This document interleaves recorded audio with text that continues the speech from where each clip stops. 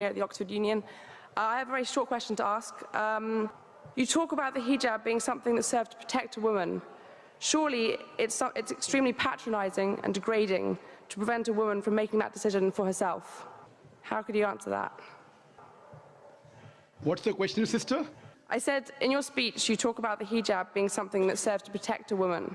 But how is it not extremely patronizing and degrading in not allowing the woman to make that decision herself?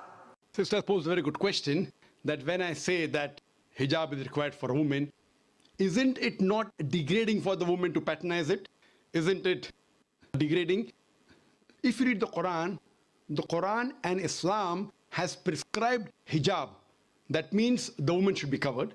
The only part that can be seen are the face and the hands up to the wrist. This is for the modesty. And it is not only mentioned in the Quran, it is also mentioned in the Bible. If you read the Bible in the 1 Timothy, chapter number 2, verse number 9, it says that women should be dressed up with shamefacedness.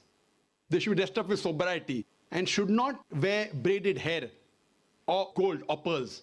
It's further mentioned in the 1 Corinthians, chapter number 11, verse number 5, 6. The woman that does not cover her head, then she dishonors her head. Her head should be shaved off. Anyway, I don't agree with this. I'm just quoting you from the Bible. Same way, if you go to the Vedas, it says that the woman should cover the head. So all the religious scriptures, they talk about the woman covering their head. It is for modesty. It is not to degrade the woman. And if you analyze, there was allegation made against me saying that Dr. ذاكر Naik says that if they don't wear hijab, you know, that if you wear Western clothes, there are chances the woman will be raped. It is a misquotation again.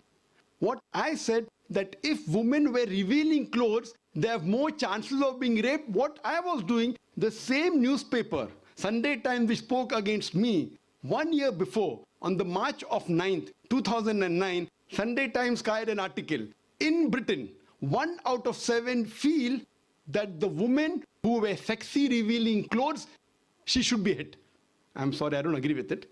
This is the statistics that was given in the Sunday Times on the 9th of March 2009, that in Britain, 1 out of 7 Britishers believe that the women who wear revealing and sexy clothes should be hit. I disagree with this.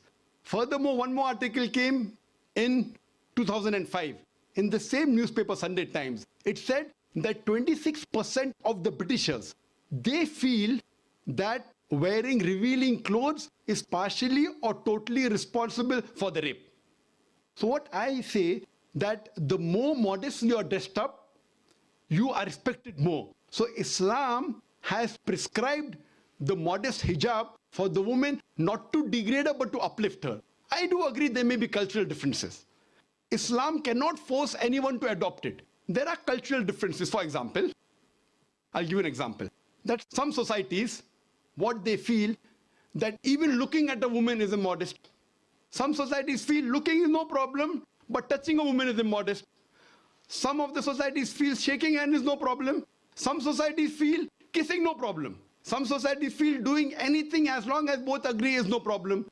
Different societies and different cultures have got different rules and regulations.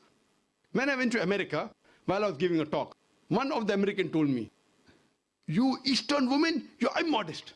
I was shocked. So I said, "Why do you call the Eastern women immodest?" He told me, "You Eastern women, you expose your belly." So in America and Western country, exposing belly is immodesty. In India, exposing belly is not immodesty, wearing shorts is immodesty. So what I've realized, sister, there's different culture, there's different system. Islam cannot force anyone to adopt. It's clearly mentioned in the Quran in Surah Baqarah, chapter number 2, verse number 256, La ikrah fid din, there is no compulsion in religion. But if some women want to adopt the hijab because they feel modest and they feel respected, I feel no other woman should disagree. And when I've been to UK, I've seen hundreds and thousands of women who do cover their hair and who feel that they are uplifted because of this modesty. Hope that answers the question.